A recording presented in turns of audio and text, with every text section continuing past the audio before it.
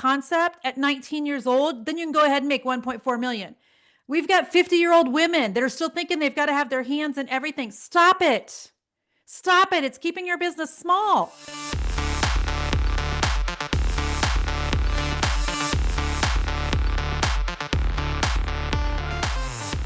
Hey friends, welcome back to the podcast. This is episode number 16 of She's Equipped with Jennifer Allwood. Hello. I am anxious to talk to you today about hiring and hiring without fear. Okay, how many of you are nervous about making your first hire in your business? And you're mainly worried, I already know. You're already worried because what if you hire somebody and it doesn't work out? Okay, let me go ahead and just give you the news. It's probably not going to work out.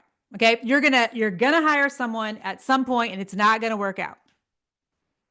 At some point, you are going to spend some money and not see a return on that investment. At some point, you're going to hire somebody who messes something up. You're just gonna. At some point, you will probably hire somebody and have to fire them. At some point, you will probably hire someone and then have to deal with some conflict. It literally is going to happen.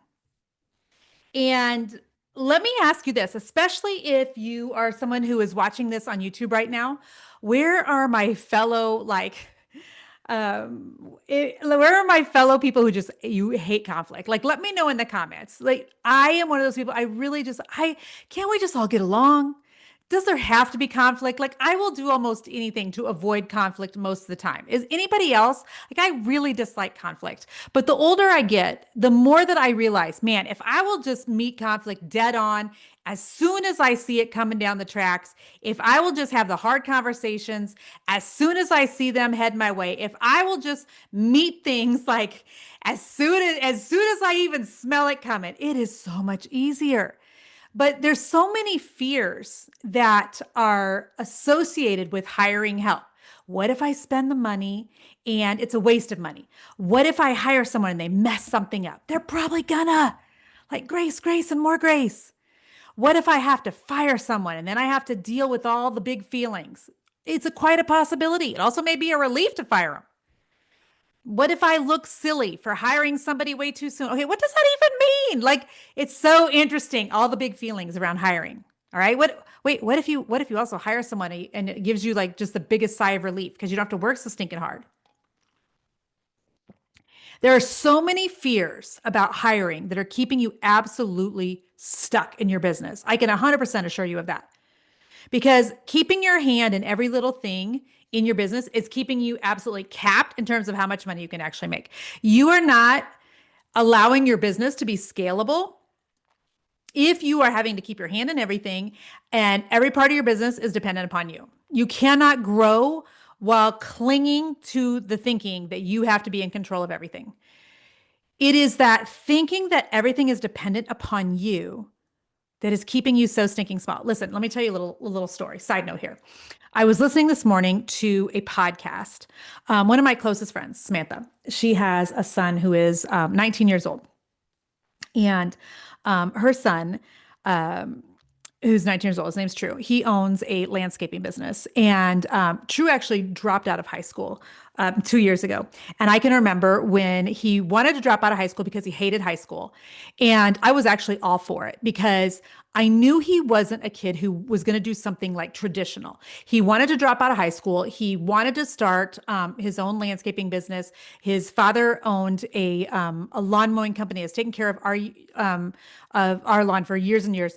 I knew that True had an entrepreneurial spirit. He had already joined business groups. He wanted to join a mastermind at 18 years old with Grant Cardone. Okay. I mean, that's not the normal thinking of a normal 18-year-old. Okay. So when you see that, you know that kid's just wired different, right? You know that kid's going places if they're wanting to invest in Grant Cardone's mastermind, right? So anyway, True was on a podcast yesterday. And why am I even sharing this with you? Oh, so he was talking about this 19-year-old, I don't even want to call him a kid. So young man, let's call him a young man, was talking yesterday about how you've got to know when to hire people in your business to do things that you just aren't good at. You need to know when to hire people to do things that you aren't good at, to give up control of certain things. His business is doing $1.4 million this year friends, at 19 years old. I mean, I feel like the proud auntie. Can I just say that? Doing $1.4 million at 19 years old. I mean, come on, guys. Isn't that cool? Just kudos to true kids. I just want to say that.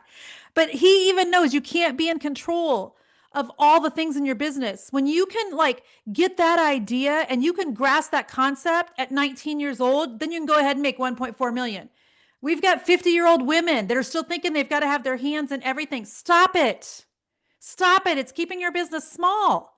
If you think for a second, Joanna Gaines is writing the articles for her magazine and the one decorating all of the things in her room and the one that is actually making all of the recipe, like she's not, friends.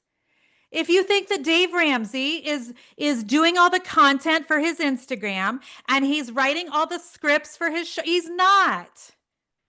You're keeping yourself stuck. You're keeping yourself small. You don't have to be in control of all the things. You've got to hire some help. Okay? Reframe how you are thinking about hiring. You could hire somebody as a test and as a tool if you want. Okay? Your first hire doesn't have to be permanent. In fact, when I first hired a VA, a virtual assistant, years and years and years ago, I literally told her, I don't know if this is like a permanent thing. I would love to think that it's going to be, but could we do this like as a trial thing? So you could hire somebody as a trial. You could hire somebody as like seasonal help.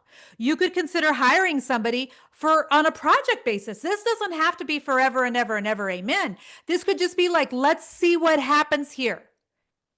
See, the problem is some of you are thinking that this is a forever and ever thing. No, like I said forever and ever to Jason. I didn't say forever and ever to a virtual assistant. Stop thinking that this is for life. It's not. It could be just a let's see what happens. Let's just try this out. What if you just did it on a little test basis? What if you just thought, okay, I'm gonna hire somebody and see what happens, and I'm gonna think of it as like a let's see what happens, and maybe this will maybe help me figure some things out. Maybe it'll teach me like what I need. How do I feel about it? What kind of a leader am I? What am I needing to improve? What am I needing to think differently about it? What if you just like almost observed yourself as an employer or as a leader? What if you tried really hard just to set somebody up for success, but don't own their failure if it doesn't work out? I was talking with Nell, my operations manager, today. We've got a new contractor that we've just hired on. And she was telling me all the things that she did this week just to set them up for success. How she got them like our branding guide and our, our whole guide like of how we do things here at Team Allwood. And here's our color palette. And here's this that we use and this that we do. And here's the guide. And like, she's just trying to set her up for success. Will it work out? I hope so. Do we know for sure? No, like we don't know. Every person that we invest in, it's kind of a crapshoot. We're hopeful. We got our fingers crossed, but who knows? You don't know. We don't know. We roll the dice every time we hire somebody. You will be rolling the dice too. So what if it doesn't work out? Well, what if it doesn't? Also, what if it does?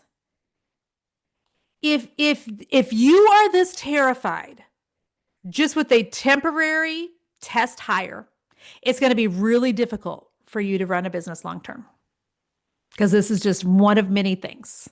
One of many things you're going to have to do to grow a business of a substantial size and salary.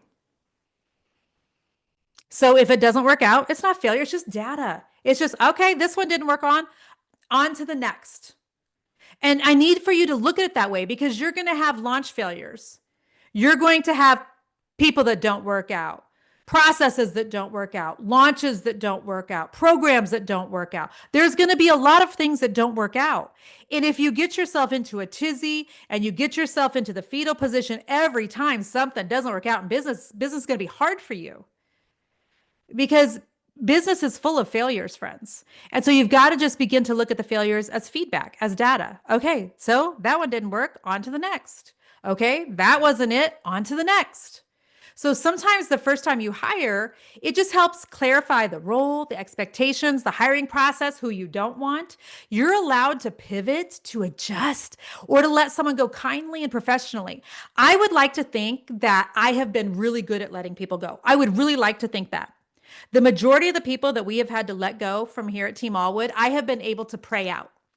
I have been able to have conversations with them, bless them as they go, because when they're not a good fit, like keeping them here isn't good for them either. And I'm sure that I could call up some of the people that I've let go, and I'm sure that there's some of them that really have a bad taste in their mouth for me. I'm sure of it. I'm 100% sure of it. But I'm also sure that I could call up some of them right now and be like, "Hey, I need a favor." And they'd be like, "All right, what you need?" And they are 100% okay with me and me with them. And so you just do the best you can and you bless them on their way. And it doesn't have to be like a big, emotional, awful deal. It can be whatever you make for it to be. You can let someone go kindly and professionally. And you don't have to think of it as like a total waste of time. You know, you gave them a job to do. Hopefully, they did their job to the best of their ability while they were with you. You gathered intel about what is needed for the next person that comes, maybe what's not needed. And, you know, while they're with you, maybe you get some signs that a hire, you know, what is and isn't a good fit the next time. Make notes, keep track of like, did that person, did they or did they not deliver what they promised? You know, was their communication poor? Were they defensive? What could you have done better? Did you spend more time, you know, fixing things? Next time, do you need to delegate better? Were they good at aligning? Were they aligning with their values? You know, was their sense of urgency good or bad? Like, how did things turn out when it came to exiting? Like, was communication good, bad? Were they able to focus on the needs of the business? Was that good or bad? How did the exit go? Were you able to thank them for what worked and move on quickly? Like, there's lots of things, you know, if you do need to let them go, that you can make note of, and so you know how to do things well the next time also when someone needs to leave. But you can always like test hire before committing fully. And you grow as a business owner by like letting go of the control little by little in your business. And I have an entire course inside of She's Equipped that teaches you like systems for hiring, delegation strategies, so that hiring doesn't feel like completely terrorizing.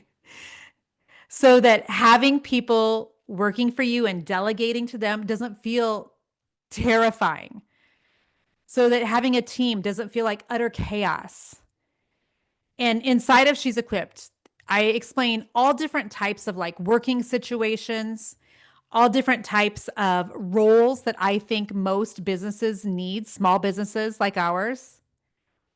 And so you know like how to set a team up. And if you're interested, go to she'sequipped.com. It'll give you all the information on how you can work with me and my team inside of She's Equipped. But the bottom line is this: you're not always going to get a hire right. And the wrong hire, it's not always failure. I promise you, it's just feedback. But you cannot scale a business if you're too scared to ever make the first hire. Okay. So, in addition to going to she'sequipped.com, I do have a quiz that I think will help you to know exactly what type of help you need in your business right now, whether it's your first hire or your second or third hire. Okay. So if you want this quiz, I want you to go to jenniferallwood.com/hire right now. It's going to ask you to answer a couple of questions. They're fun questions. And I'm going to tell you if I think you need a contractor or an employee, or maybe just somebody to help you with a project, whether that's seasonal or, you know, just for a small stretch of time. So go to jenniferallwood.com/hire and just take this quiz. And that'll at least give you like a starting point, a launching pad, so that you quit with like that spirit of hand wringing that I'm so nervous about making a hire. Listen, friends, you got to get over that nervousness. If you want a business that has substantial income, substantial impact, you've got to hire help. You literally can't keep doing it all on your own. So go to jenniferallwood.com/hire. Take the quiz. It'll be fun. It's a good starting point. I promise you. All right, friends. Love you so much. I'll see you on the next episode. Okay, bye-bye.